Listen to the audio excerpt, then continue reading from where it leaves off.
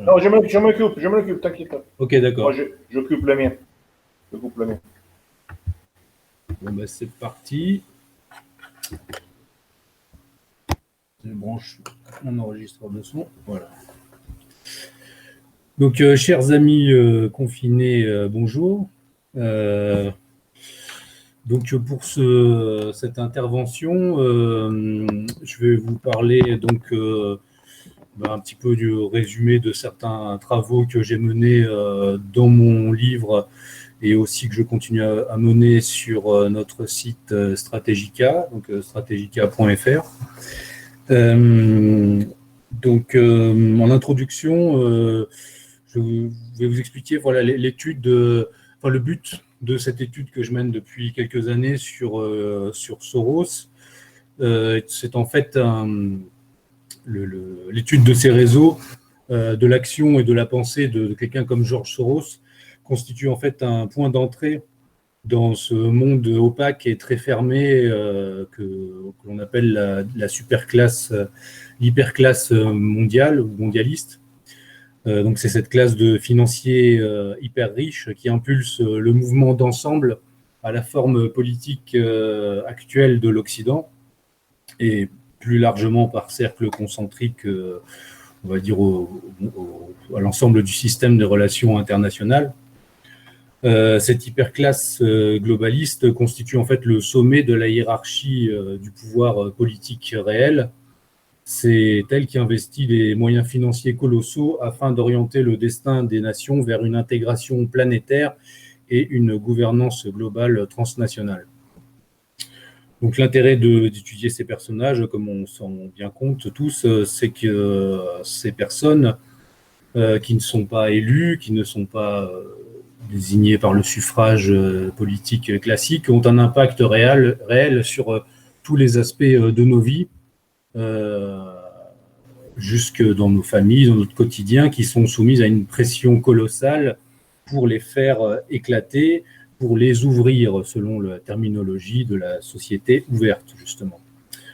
Les ouvrir au divorce généralisé, à l'avortement, à l'agenda LGBT, à la submersion migratoire, à autant de domaines où justement Soros et ses réseaux investissent des moyens colossaux pour transformer nos sociétés.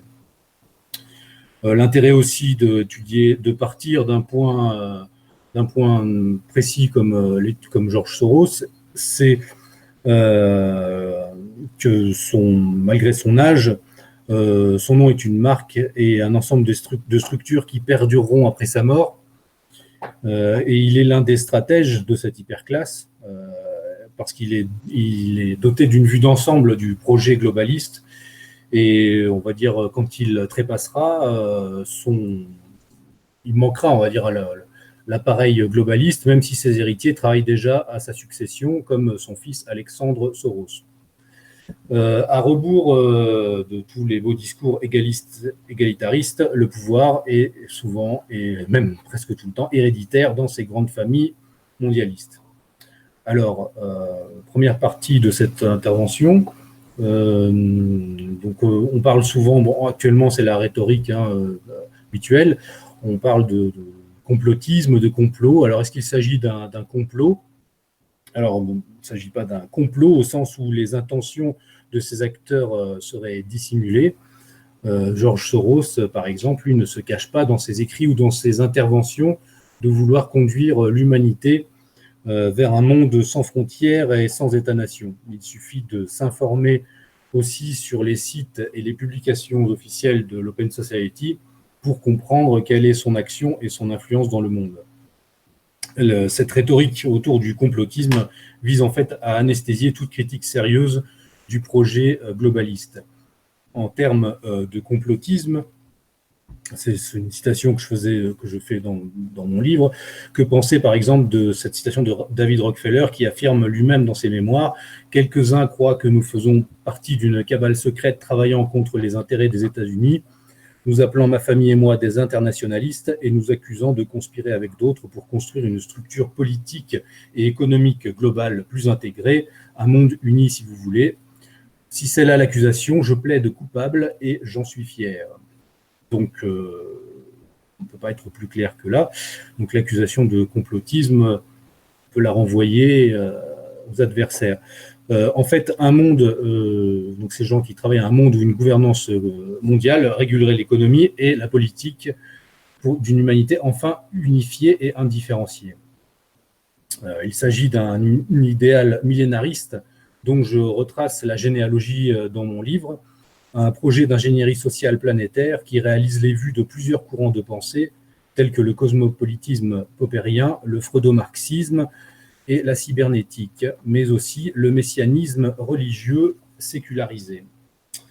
La spécificité dans cet ensemble de personnalités qui œuvrent à cet idéal, on va dire, la spécificité de George Soros, c'est d'être quant à lui un militant de cette cause et qui a les moyens de son action. Donc là, justement, les moyens, pour avoir une idée de l'étendue de l'influence de Soros et de ses réseaux, on dira que pour 2020, le budget officiel de l'Open Society était de 1,2 milliard de dollars. Les dépenses totales de l'Open Society depuis sa création sont estimées quant à elles à plus de 15 milliards de dollars pour ces 3 décennies d'activité. Cela nous donne une idée de l'ampleur démesurée des moyens dont dispose ce réseau. George Soros a aussi fait don à l'Open Society depuis 1984 d'au moins 32 milliards de dollars sur sa fortune personnelle, si on inclut les derniers 18 milliards de dollars qu'il a légués en 2017. Ces fondations, donc les fondations de l'Open Society, comptent officiellement plus de 40 fondations nationales et régionales interconnectées entre elles à travers le globe, mais elles sont en fait beaucoup plus nombreuses si on considère que pour chaque branche de l'Open Society Foundation, chaque branche entretient en fait elle-même son propre réseau d'associations, d'ONG et en finance autant d'autres. Dresser la cartographie de l'ensemble des activités de l'Open Society et des réseaux Soros dans le monde est une tâche qui, en fait, vu son ampleur, devrait être menée par des fondations ou des États qui y consacreraient les moyens nécessaires. À titre personnel, donc en tant que chercheur indépendant, dans le cadre de mon livre et aussi du projet Soros Watch que je pilote pour le Centre de recherche et d'analyse Strategica, je me suis concentré sur quelques vecteurs prioritaires des actions d'influence de l'Open Society, à savoir la question migratoire, la dépénalisation des drogues, la promotion de l'euthanasie et enfin l'investissement dans les mass médias. Excusez-moi, voilà. Dans les mass médias. Autant de champs d'activité qui, pris dans leur ensemble, constituent les segments d'une véritable ingénierie sociale mondiale qui vise à transformer les sociétés contemporaines dans leur ensemble. Selon la méthodologie préconisée par Karl Popper lui-même, celle d'une ingénierie sociale progressive et par paliers. Donc, sur ces différents vecteurs, là, ce serait trop long, évidemment, de tous les aborder. Je vais juste, à guise d'exemple, parler de l'immigration. Dans mon livre, je parle d'armes d'immigration massive. Donc, le budget que l'Open Society consacrait à la seule question migratoire en 2018 était de plus de 63 millions de dollars. En outre, en septembre 2016, George Soros promettait d'investir 500 millions de dollars de placement en actions dans des investissements qui bénéficient aux migrants. À l'époque de la parution de mon livre, fin 2018, je comparais les sommes investies par l'Open Society Foundation en matière d'immigration avec le budget de Frontex, l'agence pour la surveillance des frontières européennes. Et ce budget était alors évalué à 300 millions d'euros pour 2017. Donc l'ensemble des pays européens investissent moins pour la défense de leurs frontières maritimes que les moyens mis en œuvre par Soros et ses fondations de l'Open Society Foundation, ainsi que l'ensemble de leur soutien privé. Cette puissance financière permet d'effectuer en outre d'importantes campagnes de lobbying en faveur des changements juridiques dans le droit international sur le statut des migrations, comme ce fut le cas en amont du fameux pacte pour les migrations sûres et ordonnées et régulières, le pacte de Marrakech. Mais Soros ne se contente pas de soutenir les ONG qui militent pour la réinstallation de migrants issus du Moyen-Orient et d'Afrique du Nord en Europe. Il a aussi contribué personnellement à l'élaboration du plan Merkel, un plan conçu par l'ESI, l'European Stability Initiative, dont le président, Gerald Knoss, est aussi un membre de l'OSF. Selon ce plan, l'Allemagne devait accorder l'asile à 500 000 réfugiés syriens. C'était cela en 2015. Gerald Knoss est aussi un membre de l'ECFR, l'European Council on Foreign Relations, la version européenne du CFR, fondée sous l'impulsion de Soros lui-même, et auquel je consacre d'ailleurs un dossier entier pour le site Strategica. En illustration de la manière dont ces réseaux manipulent cyniquement l'immigration clandestine, on pourra rappeler justement qu'au moment de l'afflux de migrants en 2015, on a retrouvé, un reporter de Sky News avait retrouvé sur l'île grecque de Lesbos un véritable mini-guide de voyage du réfugié, fascicule qui contenait des cartes, des numéros de téléphone et des adresses d'organisations susceptibles d'aider les réfugiés sur leur parcours. Plusieurs routes et parcours européens y étaient détaillés, ainsi que les démarches à suivre pour arriver à destination. Les centres de filtrage des migrants y étaient également indiqués. L'illustration de la brochure montrait un homme regardant vers la mer. Ces manuels rédigés en arabe avaient été remis aux réfugiés avant leur traversée de la Méditerranée par un groupe appelé Welcome to Europe, un réseau directement financé par l'Open Society et lié au réseau européen des militants No Borders, bien connu ici. Les ONG globalistes sont actuellement toujours actives pour aider les migrants en provenance de Turquie et d'Afrique afin de les aider à forcer les frontières de l'UE. Ceci, malgré le fait que beaucoup d'entre elles avaient annoncé la fin de leurs activités du fait du confinement. Certaines d'entre elles donc, ont repris ces activités. Aussi, il faut savoir qu'au moment, là aussi, j'ai consacré tout un dossier sur le site Strategica sur le soutien que Soros apporte à Erdogan dans la pression qu'il est en train d'exercer sur la Grèce et sur l'Europe avec cette masse de migrants qui est en Turquie et qu'il utilise comme une arme à destination contre l'UE. Et Soros, bien que ces associations et les relais, les Turcs qui travaillent eux-mêmes avec l'Open Society Foundation soient dans la ligne de mire d'Erdogan, malgré cela, soutient Erdogan contre la Russie en Syrie et appelle l'Union européenne à soutenir Erdogan et, on va dire, transfère la responsabilité de cette crise migratoire sur l'action et l'intervention de la Russie en Syrie. Donc c'est assez étonnant et je vous invite à voir ça sur notre site. Donc, pour revenir à cette question, cette arme d'immigration massive, comme je l'écrivais dans mon livre, un vaste réseau transnational permet en fait aux ONG globalistes de s'ingérer à tous les niveaux de la crise migratoire. À la source, par exemple en Syrie, avec les accusations de crimes contre l'humanité que l'association Human Rights Watch porte régulièrement contre l'État syrien depuis le début de la guerre, puis tout au long de la route des migrants par un maillage d'ONG humanitaires qui viennent assister les migrants à chaque étape de leur trajet, et enfin en Europe même par les aides juridiques qu'apportent les ONG aux migrants, mais aussi par les pressions médiatiques et politiques visant à faire accepter les transferts massifs de populations allogènes aux populations natives européennes. Cela au travers de réseaux et d'associations chargés d'encadrer le discours médiatique sur la question migratoire et de faire pression sur la société civile et les gouvernements. Je citerai ici, dans mon livre, il faudrait un annuaire entier pour égrener toutes les ONG qui travaillent dans ce cadre-là. Mais par exemple, l'association italienne Carta di Roma, la Charte de Rome, qui a été créée en 2011 dans le but d'encadrer le traitement médiatique de l'information autour de l'immigration.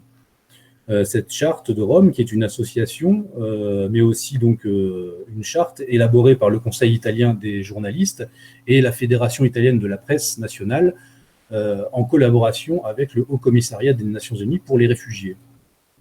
comme l'indique la présentation officielle de cette charte, l'association travaille l'association travaille à devenir un point de repère stable pour tous ceux qui travaillent quotidiennement sur les thèmes de sa charte. En premier lieu, le journaliste et les opérateurs de l'information, mais aussi les institutions, les associations activistes et autres qui sont impliqués sur le front des droits des requérants d'asile, des réfugiés, des minorités et des migrants dans le monde de l'information. Donc tout ça, c'est trouvable sur leur site. On voit aussi sur leur site les partenaires qui sont, dont l'Open Society Foundation, mais aussi, je crois, Amnesty International, enfin tous les relais habituels. Donc cette charte de Rome, Carta di Roma, vise à encadrer à la source le discours sur l'immigration dans les médias principaux en Italie. Donc on a ce genre d'association existe dans différents pays. Cela explique le lissage du discours sur l'immigration et l'acceptation de la vision, on va dire, globaliste qui nous est présentée régulièrement dans tous les médias. Donc là, pour ce qui est des vecteurs donc de Open Society, je pourrais multiplier ça assez longuement, mais maintenant, je vais vous parler de l'idéologie et des objectifs de Soros et de ses réseaux. Et puis enfin, vous pourrez me poser des questions et ce sera peut-être plus intéressant de répondre directement. Donc, George Soros et les globalistes désignent leur projet politique par les termes de société ouverte. Cette société ouverte constitue pour eux bien plus qu'un idéal politique. Il s'agit en fait d'une révolution anthropologique totale qui vise à transformer l'humanité dans son ensemble et à abolir les nations historiques, les États-nations historiques, qui forment encore le cadre normatif des relations internationales. Pour rejoindre cet objectif, les globalistes usent d'une forme d'ingénierie sociale qui agit sur les sociétés humaines de manière progressive mais continue. Cette méthodologie, qui vise à transformer la société, qui vise à une transformation furtive et ininterrompue de la société, à l'insu des citoyens, a été théorisée en son temps par les pères fondateurs de la cybernétique et du marxisme culturel ou du freudo-marxisme. Elle est aujourd'hui employée par les réseaux Soros avec une efficacité inédite dans l'histoire contemporaine. Il s'agit d'une conception suprapolitique ou métapolitique qui vise à dissoudre progressivement le politique et les prérogatives des États-nations au sein d'un super-État mondial qui viendrait encadrer et piloter la vie de toute l'humanité, une humanité conçue dès lors comme un seul œcumène planétaire unifié et intégré. Cette notion de société ouverte constitue l'aboutissement radical du processus historique de sécularisation entamé en Occident depuis la Renaissance, un processus qui a vu se succéder différentes phases, la Réforme, les Lumières, le saint-simonisme, le socialisme utopique, le marxisme théorique, puis le communisme des origines et le bolchevisme, qui muteront ces deux-là en stalinisme et en soviétisme, le marxisme culturel et le freudo-marxisme universitaire après 1945, et enfin le libéralisme libertaire après mai 68. Chaque vague de ce mouvement de sécularisation étant plus radicale et plus profonde que la précédente. La société ouverte comme projet métapolitique synthétise et résume toutes les phases précédentes de ce processus de sécularisation. Elle opère aussi la jonction entre le freudo-marxisme anti-stalinien et la critique libérale des autoritarismes et de l'historicisme effectué en son temps par Karl Popper. Aux historicismes platoniciens, hegeliens, marxistes ou fascistes, la société ouverte substitue l'impératif catégorique et téléologique de la convergence de toutes les sociétés humaines vers un démos planétaire unique. À une conception géopolitique et historique d'un homme différencié, elle substitue la conception universaliste et cosmopolite d'une humanité unique et sans frontières. Le rejet de l'historicisme propre à cette notion de société ouverte développée par Popper et radicalisée ensuite par Soros aboutit paradoxalement à un historicisme de la fin de l'histoire. Une fin de l'histoire qui verrait toutes les narrations humaines converger et fusionner dans une unité mondiale du genre humain enfin réalisée. Cette notion de société ouverte recouvre très exactement cet universum qu'évoquait Carl Schmitt dans la notion de politique. Un universum qui, en se prétendant universel, tend à nier l'existence même du politique, qui est par nature pluriversel et conflictuel. La société ouverte, en tant qu'idéal d'une fin des altérités nationales en vue d'une paix mondiale définitive et utopique, au sens propre, constitue une négation de l'essence du politique selon la définition qu'en donne Carl Schmitt et l'ensemble des penseurs conservateurs. La société ouverte est en fait une cosmopolitique qui a comme horizon d'attente la fin de la géopolitique et la fin du politique. D'où son recours à l'ingénierie sociale et à la cybernétique afin de contrôler par des moyens post-politiques les masses humaines dénationalisées qu'elle entend gérer. Mais à mesure que la société ouverte dissout l'ordre normal des relations internationales en le parasitant de l'intérieur via les instances supra-étatiques et transnationales, s'installe alors une forme de guerre civile universelle dont les flammes ne cessent d'éclairer l'actualité. En témoignent les conflits contemporains qui sont de moins en moins des guerres interétatiques déclarées, mais des conflits asymétriques et hybrides où s'affrontent les partisans, pour reprendre une autre formule de Carl Schmitt, et les pirates d'une société liquide universelle au sein de théâtres d'opérations toujours plus flous, brutaux et non conventionnels. Dans l'esprit mondialiste, ces guerres ne sont pas des conflits, on va dire, définitifs entre nations, mais sont en fait les prolégomènes et le processus nécessaire vers une fin prochaine des antagonismes internationaux. J'expliquais lors du dernier forum de Chisinau en septembre 2019 l'idée suivante. À mesure que progresse le cosmopolitisme et son millénarisme anti-étatique, progresse de concert la guerre civile mondiale. Pour freiner cette tendance inéluctable et de manière similaire au communisme des origines, l'idéal d'une fin de l'État et d'une parousie post-politique aboutira de fait au retour d'un arbitraire plus violent que ce qu'aucun État n'aura jamais infligé à ses citoyens dans l'histoire. Si les États-nations sont défaits, émergera alors un léviathan mondial d'une brutalité inédite et sans frein. C'est face à un avatar de ce léviathan libéral que se sont heurtés les Gilets jaunes en France au cours de l'année précédente. Le léviathan libéral protège les migrants dont il a besoin comme esclaves et pour dissoudre les nations, mais il crève les yeux des Français opposés aux conséquences du mondialisme. Ce léviathan a besoin de plus de migrants pour empêcher les révoltes populaires et pour en faire ses auxiliaires de police contre les patriotes français et européens dans leur ensemble. Demain, face au risque d'une contagion internationale d'un retour du nationalisme et d'un retour de léviathans, on va dire, nationaux, c'est l'ensemble de l'Occident libéral qui peut se transformer en léviathan et principalement l'Union européenne qui n'acceptera jamais de modifier sa forme fédérale jacobine globaliste en une confédération d'États-nations souverains mais coopérants.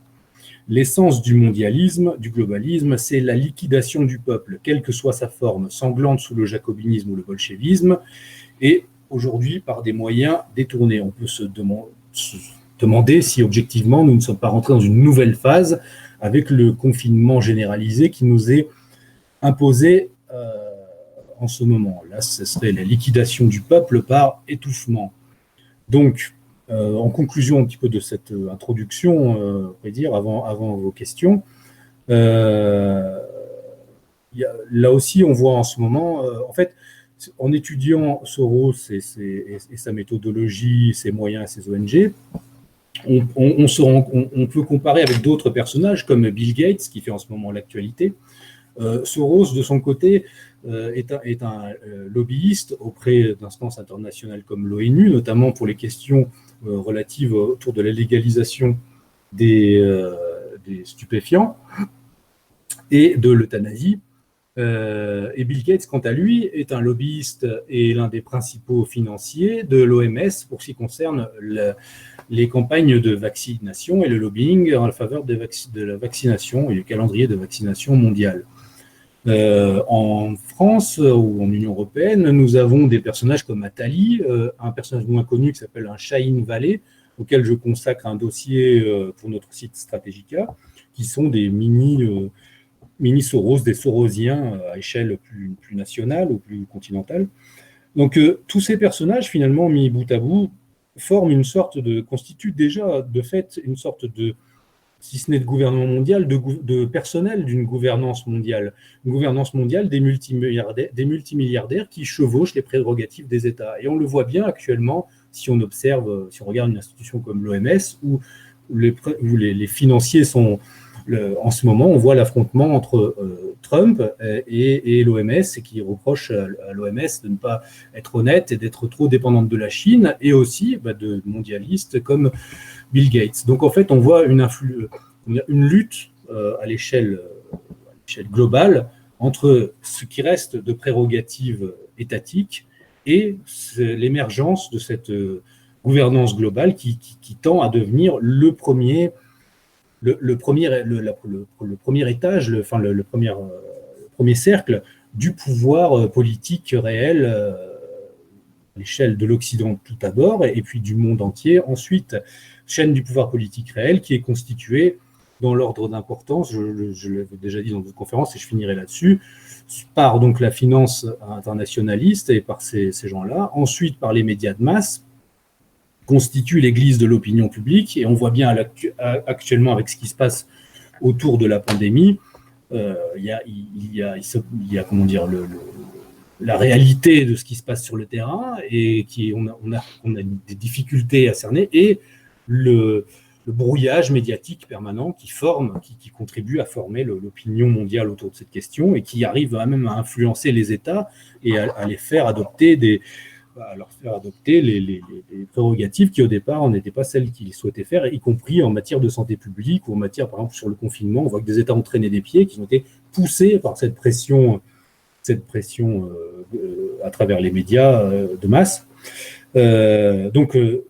Je disais donc la finance internationale, les médias de masse, en dessous la technocratie et les organisations non gouvernementales, finalement le pouvoir politique réel, qui est un pouvoir non élu, et enfin le pouvoir politique spectacle du parlementarisme, qui est la dernière chaîne de transmission de cette véritable pyramide du pouvoir réel, et finalement à la base de la pyramide, nous, les sans-dents, les gilets jaunes, les populistes, les confinés.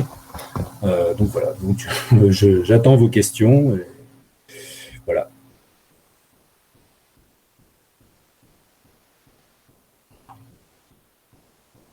Alors je me mets sur le chat, je crois, c'est ça, et je dois voir les questions. Voilà, je reprends aussi mon micro dans le cas où. Très bien. Avec les questions.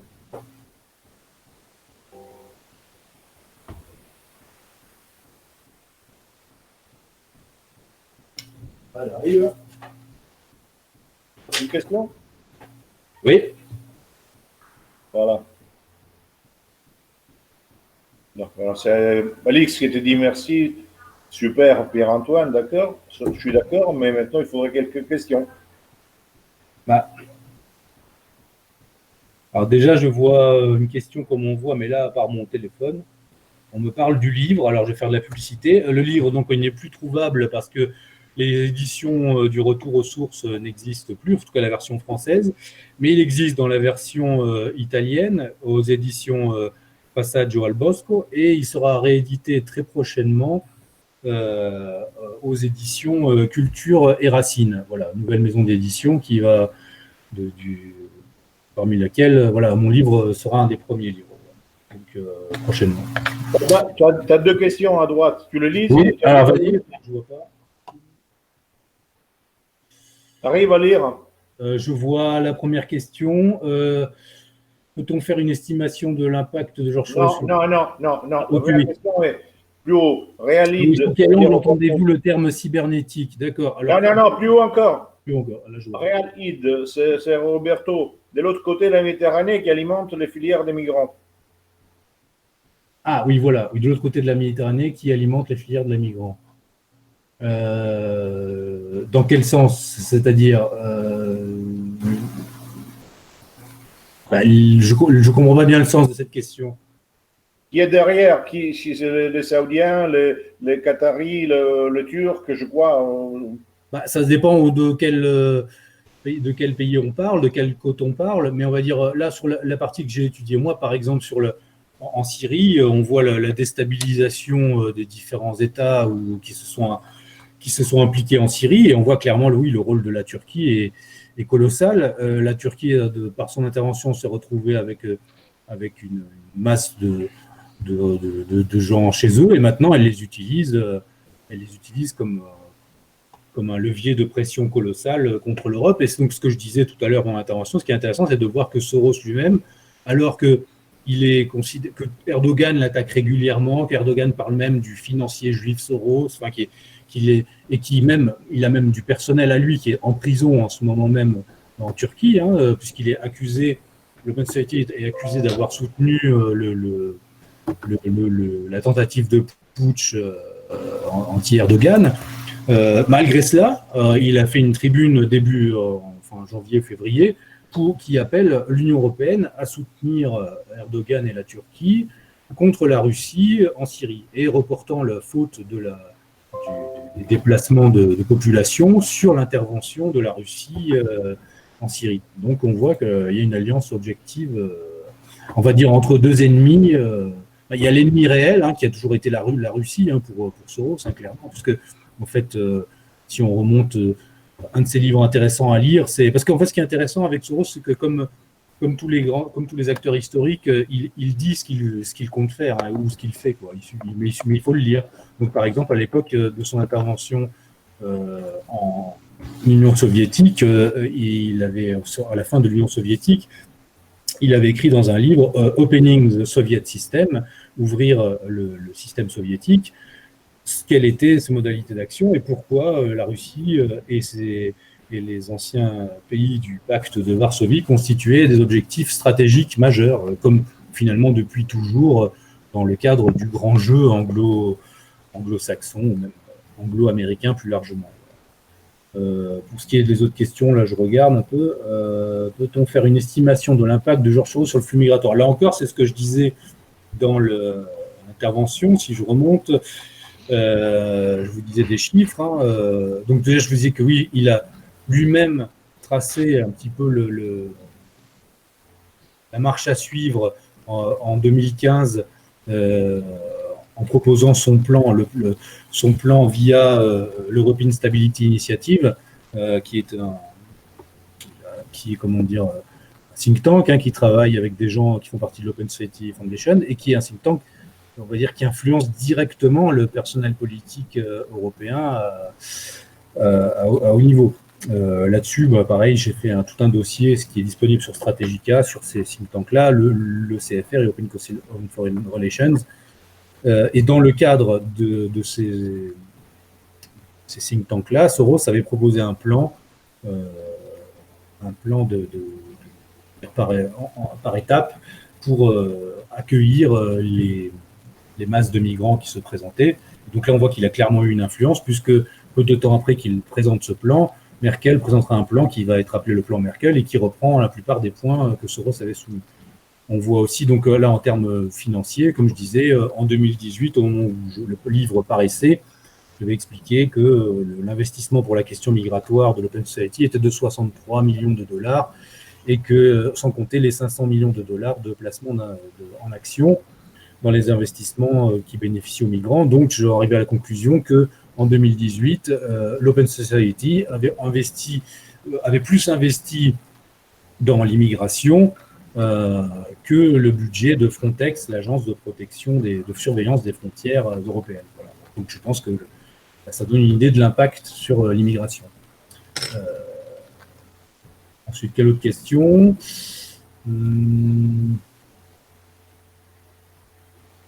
Plutôt l'impression d'une immense anarchie sur laquelle les lobbies essayent de surfer que de quelque chose de réellement organisé. Je dirais que c'est les deux. Effectivement, en fait, je dirais que comme toujours, il y a un projet. Le projet, et entre le projet et la réalité, il y a un différentiel. Et dans ce différentiel, effectivement, ensuite, ça crée une anarchie, effectivement, qu'il s'agit de juguler. Mais je pense que tout de même, quand on est... Enfin, on sous-estime réellement, parce que nous, on ne vit pas au même étage du Titanic que eux, la vision d'ensemble qu'ils ont. Et la crise actuelle avec le Covid-19, moi, je pense clairement que ça va être la tentative de pousser plus loin cette intégration.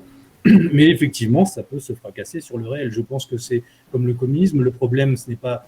Enfin, l'utopie, c'est une chose, mais ensuite, c'est la gestion des conséquences de l'utopie non réalisée est encore pire. Mais le problème, c'est qu'il va nous falloir vivre dans ces ruines-là.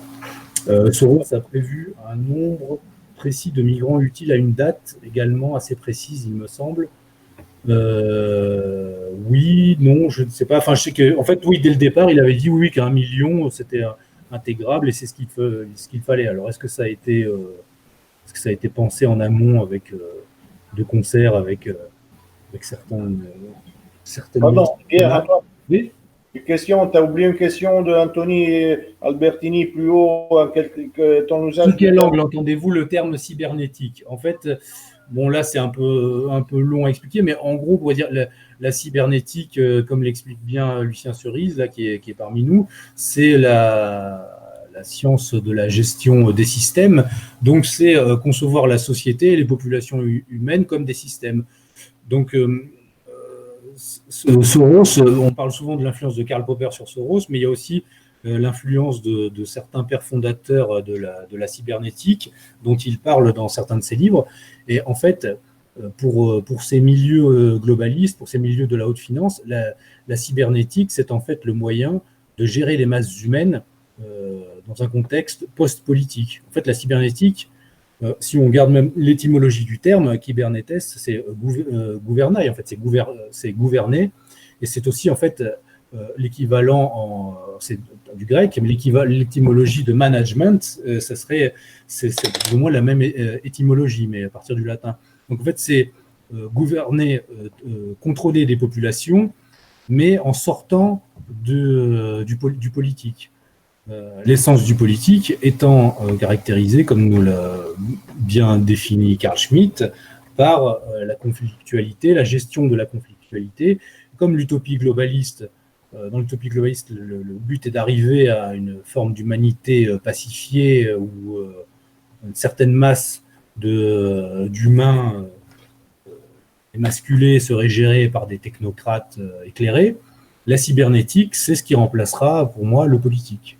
C'est dans ce sens-là. Et clairement, si on regarde les influences qu'a eu Soros, en plus de Karl Popper, il y a ce milieu de la cybernétique. Et dans mon livre, dans le dernier chapitre, je développe longuement les imprégnations qu'il y a entre ces milieux-là et les milieux d'affaires, les milieux du renseignement militaire américain et vraiment la haute finance internationale. C'est clairement ce qui nous arrive. Ce sont ces gens-là qui arrivent, par le biais de l'ingénierie sociale, à transformer nos sociétés et progressivement à nous faire sortir du politique. En tout cas, en Occident. Ce qui peut être intéressant, c'est hors de l'Occident. On le voit peut-être en Chine, on le voit aussi dans une autre mesure en Russie, des pays qui continuent d'être gérés par des États, en fait. L'affrontement, il est entre l'État, qui incarne encore le politique, et on va dire l'utopie globaliste, qui utilise la cybernétique. Je le vois de cette manière-là. Je regarde les autres questions. Mais c'est une question assez complexe, mais qui nécessite des développements plus amples que je fais dans mon livre. Ensuite, attendez, j'ai perdu quelque chose. 3 questions. Soros aurait volontairement ou contraint collaboré avec les nationaux socialistes pendant la guerre.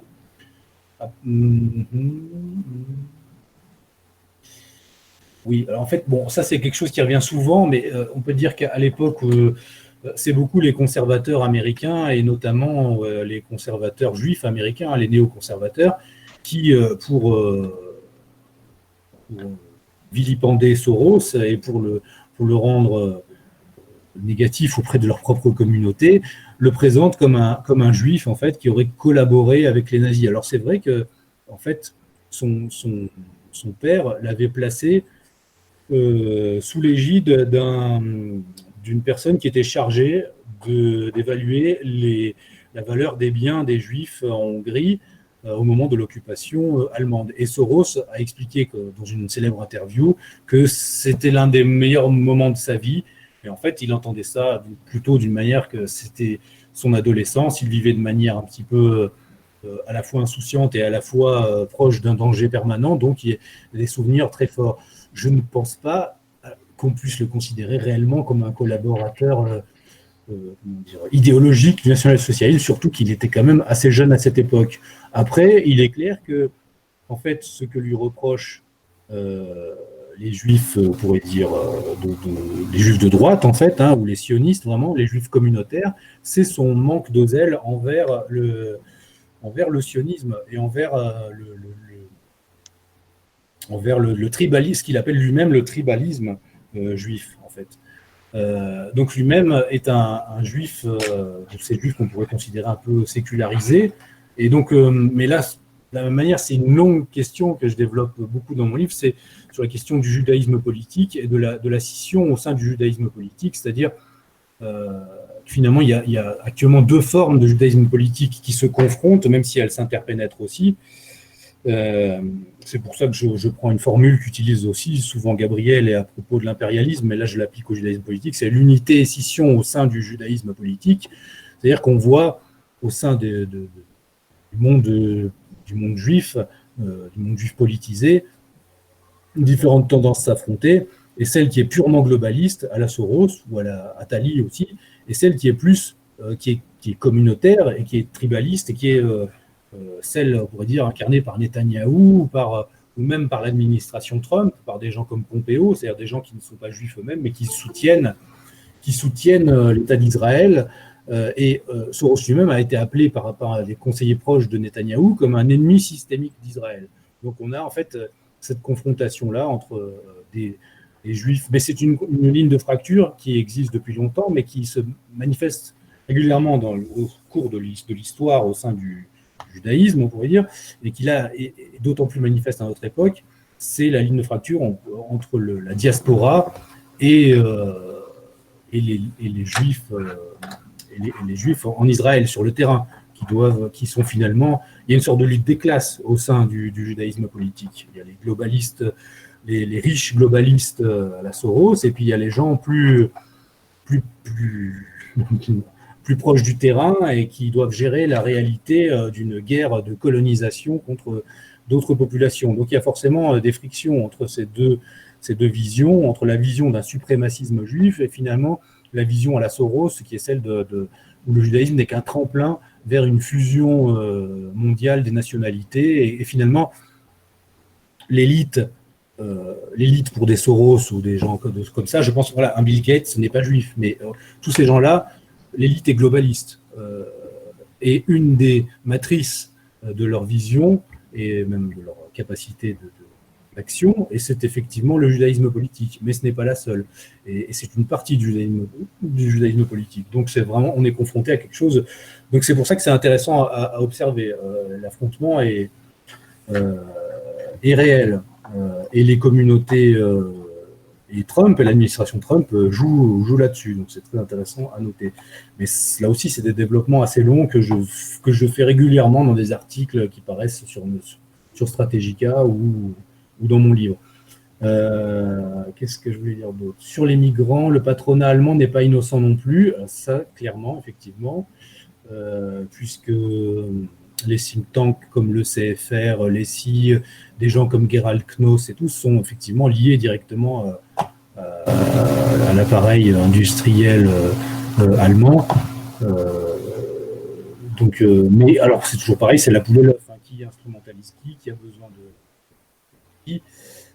Il y a une convergence à ce moment-là d'intérêt entre le capitalisme allemand et effectivement cette volonté sorosienne de faire venir des migrants comme esclaves à bas coût. Qu'est-ce que je vois ? Alors attendez, Attali plaide pour un confinement généralité jusqu'en juin. Ces élites sont intégralement sorties du capitalisme traditionnel. L'essence des mondialistes est d'instaurer un communisme universel. Que penses-tu de l'instauration du revenu universel? Mais c'est totalement ça. Il y a, en fait, on les présente, comment dire, l'approche souvent de gauche qui est de dire oui, ils sont capitalistes et tout. En fait, ça dépend de ce qu'on appelle capitalisme. Moi, je dirais qu'ils sont plutôt usuriers au sens traditionnel. C'est la finance qui veut effectivement l'économie fictive, d'une certaine manière, qui veut détruire l'économie réelle. Et le capitalisme, leur ennemi, c'est le capitalisme de classe moyenne. Ce qui est en train de se passer maintenant avec le prétexte de la pandémie et pour créer ce confinement généralisé, c'est que le confinement est une arme directe à destination de l'économie réelle et de l'économie des classes moyennes et en fait de la libre entreprise. C'est ça qui est en train de se passer. Donc, effectivement, le but, c'est d'étouffer l'économie réelle et l'économie des classes moyennes et je pense même que le but, c'est en fait d'étouffer le moteur du populisme au niveau international. C'est-à-dire que le capitalisme de classe moyenne c'est l'essence et le moteur du populisme politique. Donc, le meilleur moyen de geler la montée internationale du nationalisme, c'est de couper les vivres du populisme. Et couper les vivres du populisme, ça se fera en détruisant les classes moyennes et effectivement, à terme, en instaurant un revenu universel. Et ça rentre directement d'un autre membre du panthéon mondialiste qui était Zbigniew Brzezinski, qui est décédé il y a quelque temps, qui expliquait que finalement, pour faire tourner la machine, on n'avait pas besoin de tant de personnes que ça. Je ne sais plus comment il estimait le pourcentage, mais qu'en gros, il fallait 20% de gens qui font tourner la machine, et puis le reste, peut-être, c'est l'équivalent du pain et des jeux pour l'Empire romain, il appelait ça le tititainment, et en fait, le reste pourrait être, par un mélange d'amusement télévisuel, de pornographie et d'aide sociale, pour être maintenu juste ce qu'il faut hors de l'eau pour ne pas mourir, mais juste assez pour rester dépendant. Et, donc, effectivement, le but, et il y a quelqu'un comme Soros, ce sont des gens qui sont pour la dérégulation au niveau des nations, mais qui sont pour une régulation très encadrés au niveau global. Justement, leur but à terme, c'est de transformer les institutions internationales qui sont pour l'instant encore flottantes, qui sont pour moi, je les considère comme des pré-organes d'un gouvernement mondial. On parle de gouvernance mondiale, mais leur but à terme pour eux, c'est réellement le gouvernement mondial. Même si ce sera de manière indirecte, même si ce sera le gouvernement des multinationales, leur but c'est ça. Et le but c'est qu'il n'y ait plus de classe moyenne. C'est la destruction des classes moyennes, la dissolution des classes moyennes dans le monde et de toute possibilité de soulèvement populiste dans le monde. Est-ce que tous les chefs d'État tiennent compte d'un point de vue ou de l'autre de l'influence de Soros, ou certains sont-ils dans le déni? Oui, tous les chefs d'État sont au courant de l'influence de Soros. C'est impossible de faire de la politique sans être au courant de l'influence de ces gens-là et sans croiser leurs hommes sur le terrain. Quand on arrive à un certain niveau politique, tous les gens vous disent, voilà, et quand surtout vous commencez à rentrer à des niveaux politiques, notamment en Union européenne, où vous commencez à avoir de l'influence, vous allez clairement vous confronter au personnel politique sorosien ou globaliste, mais directement sorosien, oui, c'est clair. Edgar Morin entretient une pensée sur la complexité qui va dans leur sens, il me semble. C'est possible, je ne connais pas assez cette pensée. Ensuite, pas besoin d'être sioniste pour être nuisible, oui. Qu'est-ce qu'il y a d'autre encore? La question 2, c'était à part le mec d'IKEA, s'il y a d'autres gens très riches dans l'après-guerre qui étaient nationaux-socialistes. Et la troisième était quels sont les intérêts personnels de Soros de financer tout cela?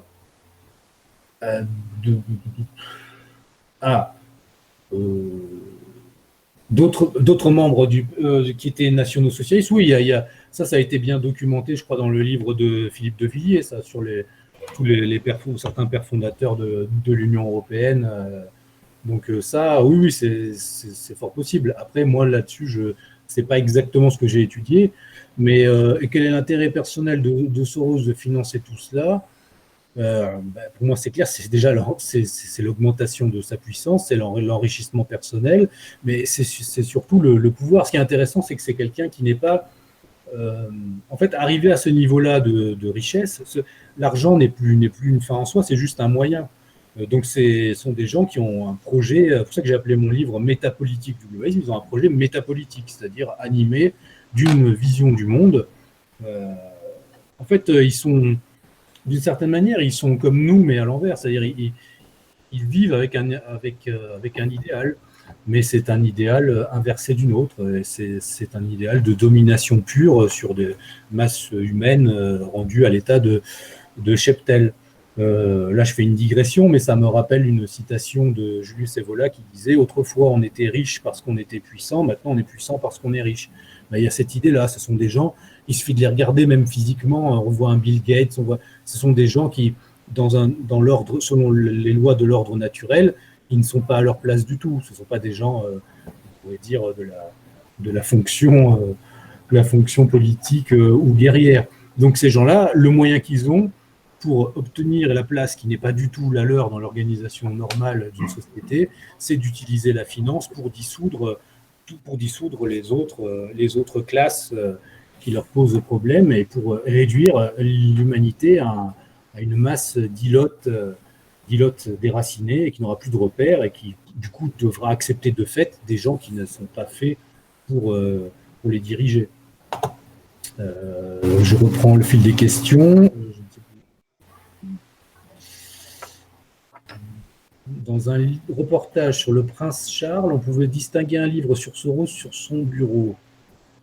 Comme quoi, oui, mais alors de toute façon, Soros a été formé au sein de la London School of Economics, qui a été fondée par des membres de la société fabienne au XIXe siècle, et qui est clairement la pouponnière des élites globalistes anglo-saxonnes. Donc oui, il est issu de ce monde-là, et il est directement la matrice de ce qu'on appelle anglo-saxon. Bon, voilà, c'est pas très anglo et pas très saxon, mais en tout cas, ils ont parasité la City.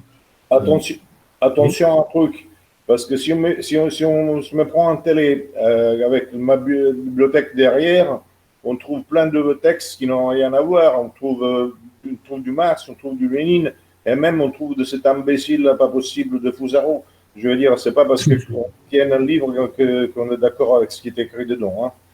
Moi, j'ai plein de livres derrière. Après, il faut regarder ce qu'il y a. Dans la section regarde, mais les livres de chacun. Après, oui, le prince Charles est un personnage ambigu en plus. Hein. Sur ça, on ne sait pas trop, effectivement. Mais ça pourrait rejoindre la question qui a été posée tout à l'heure, c'est-à-dire, par exemple, des gens qui étaient proches du national-socialisme. En Angleterre, il y en a eu beaucoup, mais c'est la faction.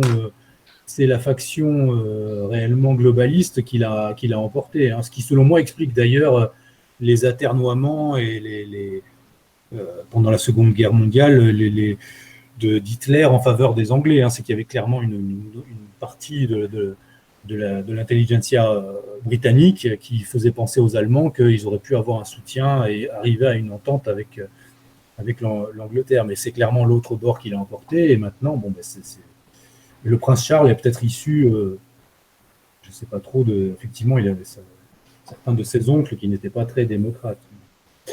Donc je ne sais pas si c'est un sorosien pur jus.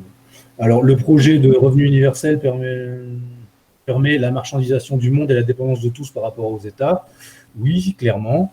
Alors moi je pense, qu'il y ait une sorte de revenu universel de base, on pourrait dire. Ça pourrait être une chose qui n'est pas si mauvaise que ça, mais si c'est un revenu universel de base à la place de la possibilité d'entreprendre quoi que ce soit et la suppression si c'est un revenu universel de base et puis à côté de travailler pour Uber Eats ou je ne sais pas quoi, c'est-à-dire que ça sera l'esclavage permanent. L'idée que je défends, c'est...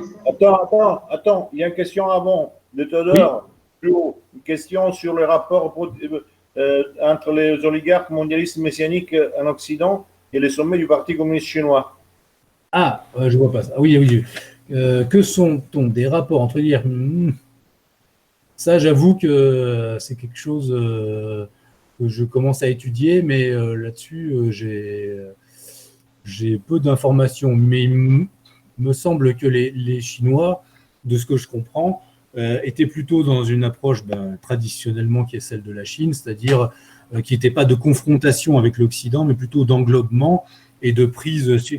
Il y a un livre connu d'un célèbre, un des rares livres qui est de philosophie politique contemporaine chinoise qui a été traduit et qui explique que la philosophie traditionnelle chinoise consiste à créer une sorte de centre de gravité, de vortex presque, qui aspirerait progressivement l'économie mondiale vers la Chine. Et la conséquence de ça, c'est les nouvelles routes de la soie et ce projet de financement des nouvelles routes de la soie qui est gigantesque. Là, clairement... Là-dessus, Pierre-Antoine, j'ai quelques données qui remontent à il y a 3-4 ans, donc ont peut-être évolué. Donc les données que j'ai de la Chine, ce sont les suivantes, que grosso modo, la Chine est un pays très particulier où il y a une pluralité dans une unité, où il y a surtout 12 grands clans et gérés par 3 grands cons. Oui. Et qui en plus se partagerait la gestion de l'armée, de la flotte, de l'aérospatiale. Et donc ces 3 grands clans, c'est 3 grands cons dans lesquels il y aurait plusieurs clans, c'est partagé aussi pour les relations internationales. Il y aurait un camp sino-anglais, un camp sino-américain, un camp sino-allemand. Et le camp sino-américain serait très lié à Soros. Ah oui, oui. Mais est-ce qu'il y a, oui, oui. Et il y a tout. Alors moi, je n'ai pas étudié ça sous cet angle-là, mais je regardais un peu les débats de philosophie politique en Chine, et c'est très intéressant parce qu'il y a effectivement toute une réhabilitation de Carl Schmitt, par exemple, en Chine, et des penseurs conservateurs, ou même des penseurs néoconservateurs aussi américains. Et donc, la philosophie chinoise, c'est ce qu'ils appellent le Tianxia, c'est-à-dire c'est une sorte d'ordre du monde qui se construit un peu par cercle concentrique. Et bon, évidemment, au centre, c'est le centre c'est les fils du ciel, quoi. Ceux qui sont sous le ciel au centre, c'est les Chinois, mais de manière qui se présente de manière non agressive. En tout cas, on peut dire que le Covid-19, si c'est une arme bactériologique ou si c'est quelque chose de providentiel, a freiné est quand même quelque chose qui les a, qui me semble joue contre eux. Mais peut-être je peux me tromper puisque les Américains semblent dire l'inverse, certains. Bref, donc ensuite j'en étais où je ne sais plus. Dissolution des classes moyennes car celles-ci contrôlent le processus démocratique, comme le disait Hayek. Je pense que les classes moyennes, c'est la classe dangereuse pour les élites depuis le début du XXe siècle. Et c'est ce qui a... En fait, on arrive dans un processus... La crise actuelle est très intéressante parce que elle va pousser, en fait, elle va toucher tellement de monde qu'elle va même toucher la bourgeoisie de droite. Et la bourgeoisie de droite qui se croit régulièrement à travers l'histoire se pense partie de l'élite. Mais là, ce qu'on pourrait avoir, c'est effectivement la solidification de ce bloc populaire, comme parlent certains. Et en fait, la seule issue positive et politique qu'il y aurait à ce qui se passe, c'est la constitution, soit avant le confinement et qui mène à un déconfinement qui devient politique, soit après le confinement, à la constitution d'un bloc politique, en tout cas en France, mais je pense que ça peut être généralisé un peu à d'autres pays, notamment dans les pays latins, c'est plus ou moins la même configuration, de populistes, de gilets jaunes, on pourrait dire, qui n'ont pas encore de conscience politique claire et qui se doteraient d'une élite politique organisée et d'une partie de la bourgeoisie qui comprendrait que finalement l'élite à la Bill Gates, Soros et tout joue clairement contre elle aussi et contre ses intérêts de classe. Et là, on pourrait voir effectivement quelque chose qui pourrait être intéressant. Mais oui, clairement, les classes moyennes, c'est l'ennemi à abattre depuis toujours, parce que les classes moyennes, c'est les classes productrices. En fait, plus que les classes moyennes, c'est les producteurs, l'ennemi à abattre. Et les gilets jaunes, c'était au départ un soulèvement de producteurs ou de gens qui voulaient travailler, qui voulaient produire. Donc c'est ça l'ennemi à battre pour instaurer effectivement cette espèce de communisme mondial géré au-dessus par l'oligarchie de riches financiers. Je n'ai pas l'impression qu'il existe une opposition à ces gens. Même la Russie reconnaît la charte de l'ONU et la Chine est le modèle rêvé des mondialistes. Alors pour ce qui est de la Chine, moi je pense effectivement que jusqu'à un certain point, c'est un partenaire du mondialisme. De toute façon, on ne les aurait pas laissés s'intégrer à ce point-là, mais maintenant dans leur volonté de garder la centrale. En fait, il y a une opposition entre deux visions, on pourrait dire, du système économique. Il y a la vision globaliste, qui est où la finance prime sur tout le reste. Et puis, il y a la vision qui est plus celle de ces puissances comme la Chine ou la Russie, où c'est le capitalisme d'État. Et notamment en Chine, c'est le Parti communiste qui contrôle et qui ouvre des secteurs stratégiques pour libéraliser l'économie. Ce système-là, même Trump, d'une certaine manière, veut revenir aux États-Unis un système de cet ordre-là, qui est le système du capitalisme dirigé sous une forme de ce qu'on appellera en France de colbertisme. Donc il y a un affrontement entre ces deux, entre la dérégulation globaliste que prônent des Soros, des Attali, des gens comme ça, et ce capitalisme d'État. Je pense qu'il existe même une troisième voie qui serait vraiment celle de la France et des pays latins, qui est réellement ce colbertisme, c'est-à-dire l'État qui encadre, mais avec vraiment une forte capacité une large, on va dire, autonomie et de liberté d'entreprendre qui est donnée à la population et donc aux classes moyennes. Je n'ai pas l'impression. Alors après l'opposition, ce que les gens comprennent mal, je pense souvent, c'est que l'opposition n'est jamais frontale. Le système, il est intégré, tout le monde participe au même système et tout le monde joue. Quand on joue aux échecs, on joue avec les mêmes règles. Simplement, à un moment donné, il y en a un qui va prendre le pas sur l'autre. Voilà, c'est tout. Donc il n'y a pas de. Tout le monde reconnaît la charte de l'ONU. Tout le monde, effectivement. Après, c'est comment chacun va utiliser. Et nous-mêmes, on est dans la même position. S'il y avait des gouvernements avec des gens proches de nous, on peut voir la Hongrie par exemple. Une fois qu'on est au pouvoir, on utilise les règles en place, mais on est dans un jeu stratégique. L'essence de la stratégie, c'est d'arriver à imposer à l'autre une décision qui amènera une décision politique. Mais pour ça, on doit jouer dans un jeu dont ce n'est pas nous qui avons fixé les règles. C'est effectivement le problème.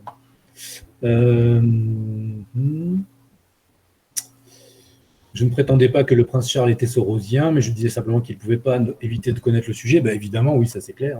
Même il doit connaître personnellement Soros, j'imagine.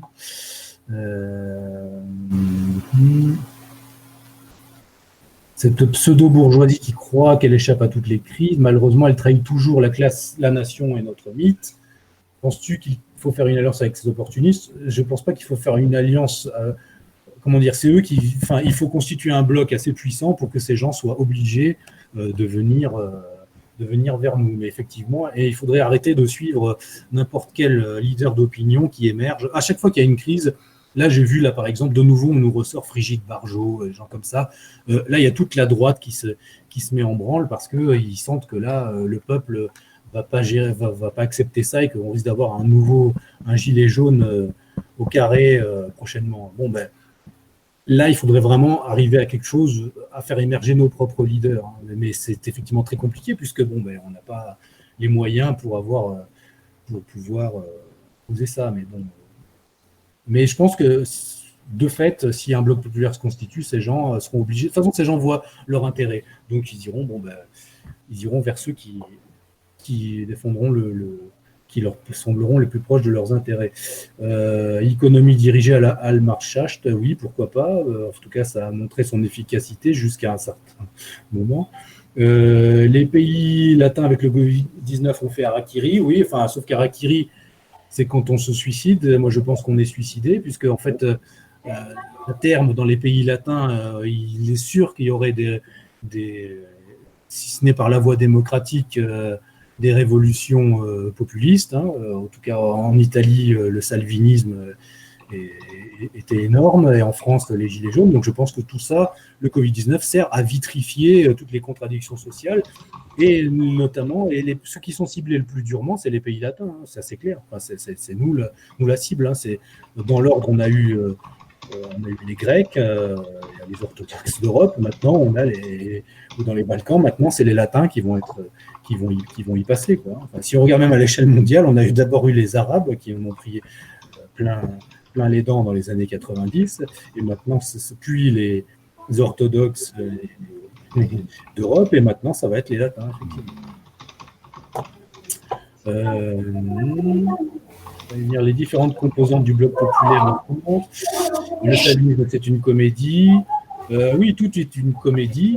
Je suis d'accord, Gabriel, mais après, est-ce que la politique, ça n'est pas.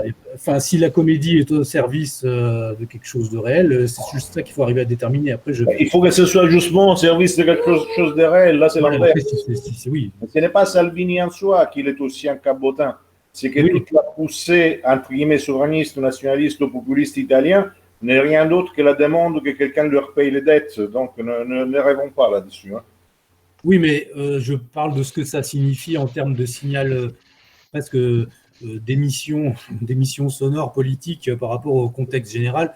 C'est quand même, ça montre qu'il y a une volonté du peuple d'avoir. En fait, il y a une volonté. Non, il n'y a aucun peuple, aucune volonté. Excusez-moi. Hein. En Italie, il n'y a ni peuple ni volonté. Je ne sais pas, en tout cas en France, il y a une volonté, d'une envie du retour de la décision politique clairement identifiée. C'est pour ça que les gens, d'ailleurs, rejettent l'Union européenne. En Italie, on demande seulement qu'on puisse continuer de vivre avec l'argent public. C'est tout ce qu'on demande. Oui, mais ça, c'est... Bon. Il n'y a rien derrière. Hein. Ne rêvons pas, s'il vous plaît. Ils sont tous, les Italiens, il faut les envoyer tous à Guantanamo, tous ensemble. Non, mais les Italiens ou le peuple Guantanamo, hein. Surtout les souverainistes. Ah oui, voilà.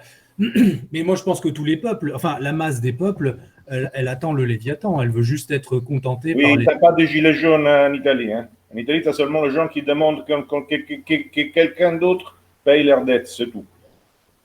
Oui, moi je sais pas, enfin en tout cas avant qu'il y ait les gilets jaunes, moi je voyais en Italie tous les mouvements, même Casa Pound, les gens comme ça, enfin il y a des nationalistes en Italie, donc après, oui, il y a des nationalistes, mais il n'y a rien. Être nationaliste, ça veut dire moi je suis quelque chose. C'est une auto-définition. Mais dans la dialectique réelle du social, du concret, du politique, etc., ça fait 40 ans qu'il n'y a absolument rien. C'est que de la comédie. Alors en France aussi, c'est la même chose. Non. En France, il n'y a pas de stratégie, il n'y a pas que ce soit, il n'y a rien du tout, mais à niveau intellectuel, à niveau de recherche politique, et même à niveau de conneries, si l'on veut, comme le gilet jaune, il y a quelque chose. En Italie, il n'y a rien du tout. D'accord. Pourquoi pas. Je reprends les questions. Je crois qu'on a fait le tour. C'est en fait les pays de la Méditerranée, Mare Nostrum, qui sont la cible principale avec l'aplatissement des peuples. Oui, c'est vrai. Oui, c'est vrai, c'est la Méditerranée. Tous les peuples de la Méditerranée dans son sens. Enfin, c'est la Méditerranée comme secteur stratégique et depuis longtemps, tout au XXe siècle, c'est effectivement ça. Voilà, là je vois plus de questions, donc je ne sais pas si... Ah, je vois encore...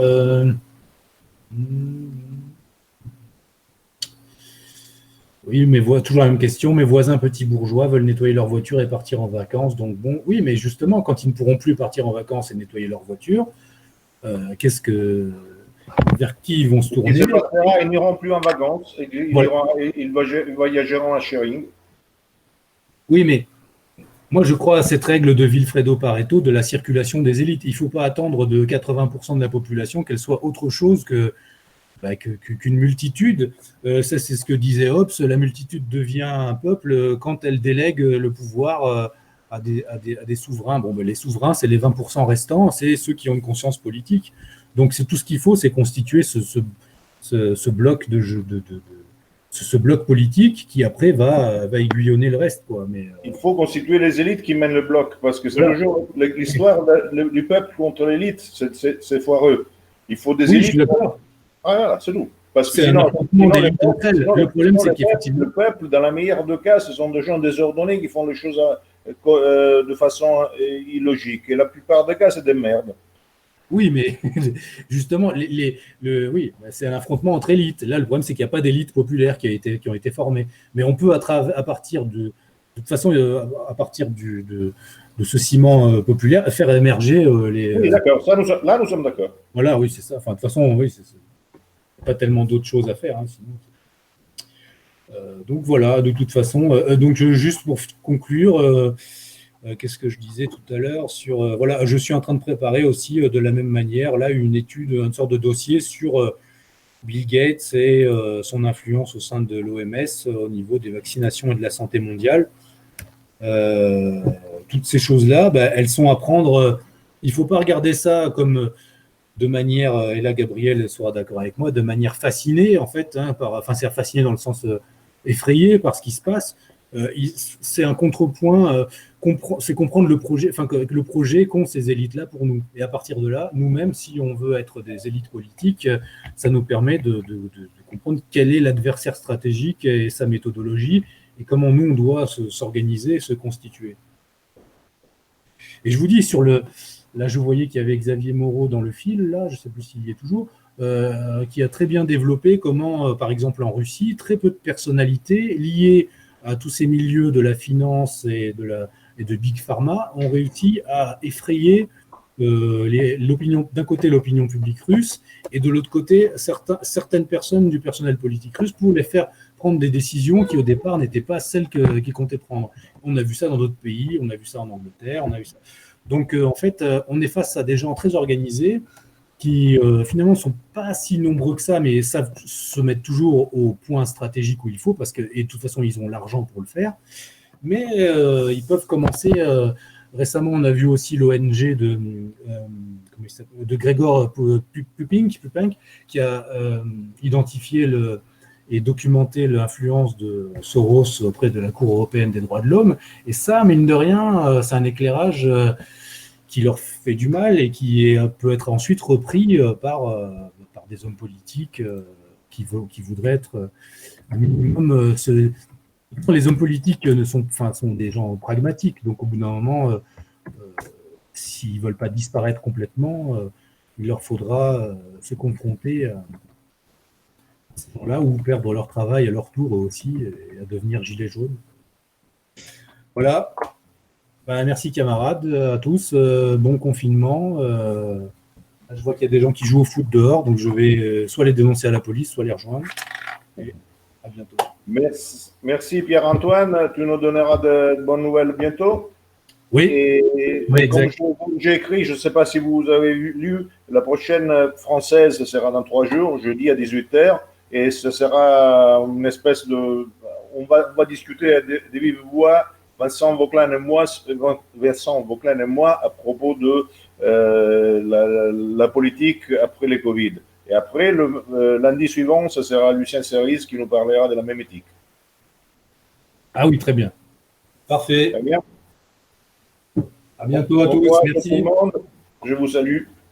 Vive la France, vive l'Europe, vive la Révolution.